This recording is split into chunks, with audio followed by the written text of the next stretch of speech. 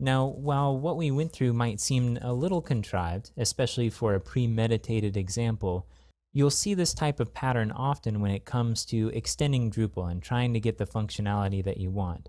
You'll play with a module, you'll think that maybe it doesn't quite do what you need it to or it appears broken. You'll upgrade, you'll move to another module, and then you'll find out at some point that it was merely a configuration issue that was causing your holdup.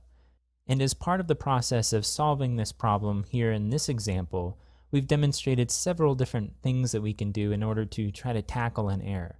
We cleared the caches, we upgraded the module, we upgraded to the development version, we read issues in the Drupal issue queue for the media module, and finally, we read through the help text and found out that there was a page that we hadn't visited yet that was what we needed to do in order to get our thumbnails to display. And if we had done that in the previous beta versions, it would have solved our problem as well. So this upgrade to the development version wasn't actually necessary in order to get this to work.